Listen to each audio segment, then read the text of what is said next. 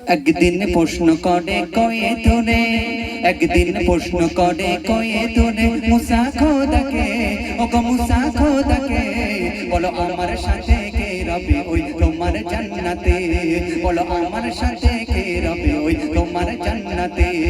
একদিন প্রশ্ন করে কয়ে তোরে মুসা খোদাকে, ও গো মুসা খোদাকে, বলো আমার সাথে কে রবে ওই তোমার জান্নাতে, বলো আমার সাথে কে রবে ওই তোমার জান্নাতে।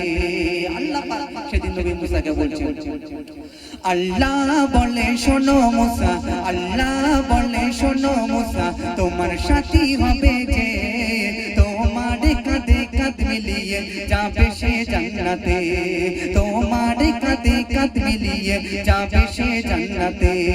বলে মুসা আল্লাহ বসে মহান ব্যক্তিকে, যে আমার সাথে জান্নাতে যাবে তার আমল কি আছে, যে আমার সাথে জান্নাতে যাবে তার আমল কি আছে। তার নাম শুনে তুমি যেন মুসা, তার নাম শুনে তুমি যেন পড়ো না চিন্তাতে, পড়ো না চিন্তাতে। এক কসাই তোমার সাথী হবে আমার জান্নাতে, এক কসাই তোমার সাথী হবে আমার জান্নাতে। একদিন প্রশ্ন করে কয়ে তোরে মুসা খোদাকে, ও গো মুসা খোদাকে, বলো আমার সাথে কে রবে ওই তোমার জান্নাতে, বলো আমার সাথে কে রবে ওই তোমার জান্নাতে। নবী মুসা যখন কসাইয়ের নামটা শুনলেন মনে কৌতূহল আরো বেড়ে গেল, আহা এক কসাই আমার সাথী হবে, আমার সাথে এক কসাই জান্নাতে যাবে, তার কি এমন আমল আছে যে সে আমার সাথে জান্নাতে যাবে।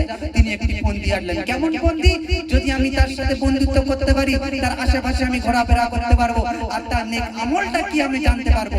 তারপর সেই কসাইয়ের কাছে কি করলেন কবি ছন্দের মাধ্যমে আরো লিখছেন, শুনুন শুনুন। মুসা নবী বেরিয়ে পড়ে কসাইয়ের সন্ধানে, তাকে খুঁজতে খুঁজতে পৌঁছে গেল কসাইয়ের দোকানে।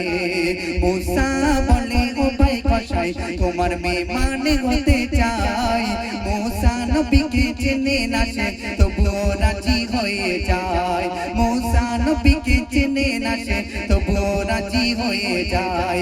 কসাইয়ের সাথে মুসা নবী, কসাইয়ের সাথে মুসা নবী এলো কসাইয়ের ঘরেতে, এলো কসাইয়ের ঘরেতে।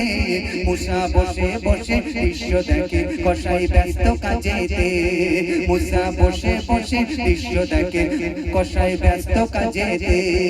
মুসা নবী তার বাড়িতে এসে ধ্যানটা কিন্তু কসাইয়ের দিকে আছে, কেন তিনি কি এমন আমল করে আমাকে সেটা দেখতে হবে। তারপর তার সামনে কি পড়লেন কবি লিখছেন, শুনুন শুনুন শুনুন। কসাইয়ের ঘরে আছে গো এক বিদ্যা বুড়ি মা, মা ছাড়া সেই কসাইয়ের আর কেউ তো ছিল না। মায়ের নোংরা পায়খানা কসাই করে পরিষ্কার, মাকে গোসল দিয়ে রান্না করে মায়ের মুখে দেয় আহার। কসাই গোস্ত চিবিয়ে নরম করে, কসাই গোস্ত চিবিয়ে নরম করে দেয় মায়ের মুখেতে, দেয় মায়ের মুখেতে।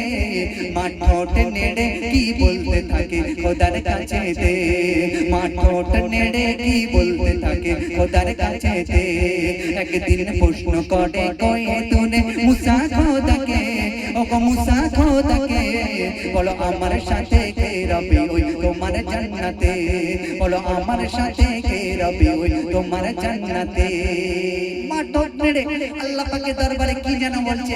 আর যখন যখন এই কসাই খাবার নিয়ে নবী মুসার কাছে আসলেন, তখন নবী মুসা কসাইকে প্রশ্ন করছে, কি কসাই যখন খাবার নিয়ে মুসার সামনে আসিল, মুসা নবী তখন, মুসা নবী তখন কসাইকে ওই প্রশ্ন করিল, ঠোঁট নেড়ে কি বলছিল ভাই তোমার বুড়ি মা।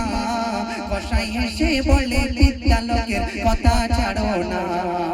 মুসা বলে ও ভাই কসাই বলতে হবে তোমাকে, বলে এই জামানার নবীর সাথে, বলে এই জামানার নবীর সাথে ছেলেকে রেখো জান্নাতে।